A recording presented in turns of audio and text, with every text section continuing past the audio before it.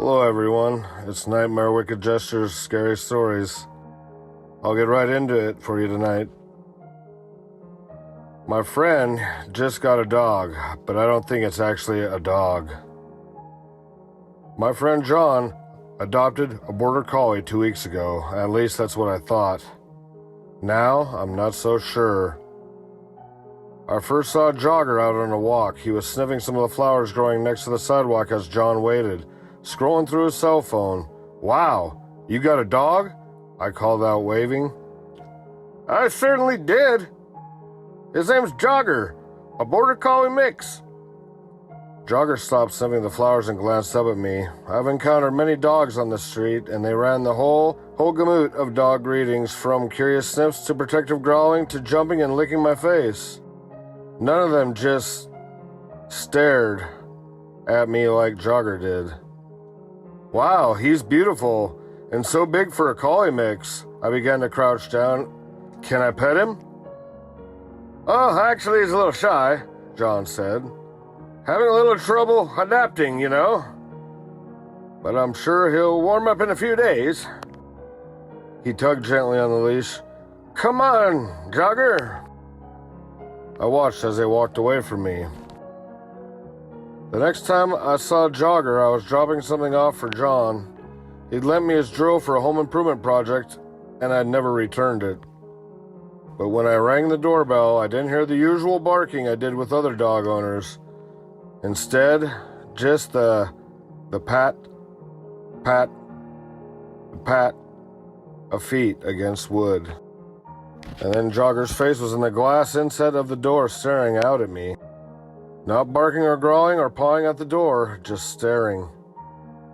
Before I could think anything of it, Jogger's footsteps sounded through the hall, and the door swung open. "Hey, Amir." "Yeah, I just wanted to give you this back." "Ah, thanks. Hey, why don't you come in? I'm just about to pull some cookies out of the oven." John was an avid baker, and I couldn't say no to his cookies. I stepped inside and followed the warm cinnamon smell to the kitchen. Jogger followed behind me. But I could tell something was off. I don't have a dog, but I have a lot of friends with dogs, and we can always tell the dog is coming our way when we hear that mistakable clicking sound of its nails against the floor. It was instinctual at this point, that sound, and scarf down the last bit of steak, or put the chocolate out of reach, or get ready to get licked on the face. This dog did not make that sound. No clicking of the nails against the wooden floor, just sort of a dull thump, thump, thump with each step. I glanced back at Jogger, and I realized his movements were a little odd as well. His steps were a little jerky, a little stiff, a little clumsy for a dog of his build. He wasn't limping or anything, just overall the movements did not look quite right.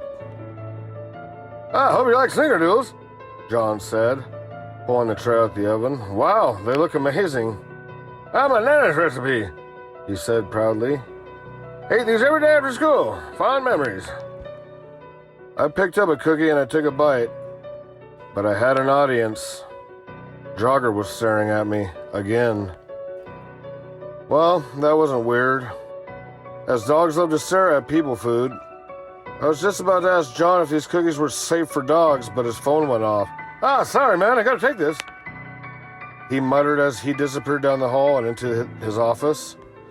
I sat down at the kitchen table. Jogger didn't move, just stared at me from across the kitchen. Weirdly, he wasn't licking his lips or anything as he stared hungrily at the cookie in my hand. "You're a weird dog, but I like you," I said. The dog just continued to stare. "I'm sorry I can't give you any cookie.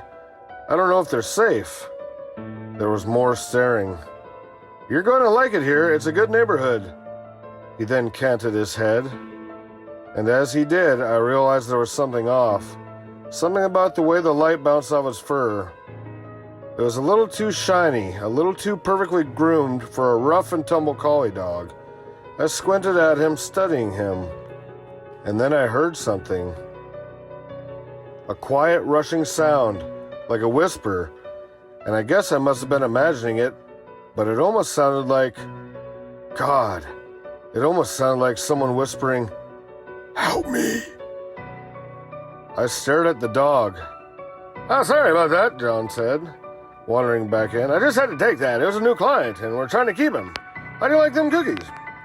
"They were amazing," I said, standing up, "but I've got to go. My wife and the girls will be back from softball any time now, and I'm supposed to have supper ready." You got supper duty, huh?" He motioned at the snickerdoodles. "Why don't you take some back with you? Just say you made them from scratch." The old lady knows I can't bake like that, but thanks." I stepped out the front door, waving back at John and Jogger. John waved, grinning. The dog just stared at me as usual. But this time his black, glassy eyes sent chills down my spine. I swear, there's something fucked up about that dog. The girls were asleep, and my wife Lori and I were enjoying some much-needed quality time. We sat on the couch with a bottle of wine, an episode of The Office in the background as we talked about our work days. Lori was surprisingly very interested in the story. "So you've never heard him bark?" "Nope." "And he walks weird." "He just also stares at you?" "Yep." She shook her head, laughing. "That does sound really weird, even weirder than Aunt Polly's dog. Remember her?" "Is that the one that makes the weird screeching sound?" "Well, yeah." We laughed about it, hung out some more, and then eventually went to sleep. But even an hour after Lori had fallen asleep around midnight, I was lying wide awake, thinking about that fucking dog. Then I decided to do something really stupid. I probably never would have done it if I hadn't drunk 3 glasses of wine. But with liquid courage, I crept downstairs and slipped out of the house. The lights were still on over at John's house. When I got there, I hid behind his hydrangea and I peered into the window. The golden light spilled into the living room from the kitchen. John was sitting on the couch looking at his laptop. Jogger was lying on the floor, his black eyes glittering in the low light. Surprisingly, he didn't seem to detect my presence at all. After several minutes, John shut the laptop and he disappeared down the hallway. Jogger watched him, but he didn't follow. I was about to head back home, and then I saw it. Jogger stood up, and then, using the couch to balance himself, he stood up again. He was standing on 2 legs. I watched with wide eyes as he walked into the kitchen, stood right in front of the refrigerator, and then a small opening appeared, smack dab in the middle of Jogger's chest.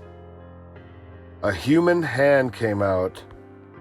It grasped the refrigerator door and pulled it open. Greedily grabbed some food off the shelf.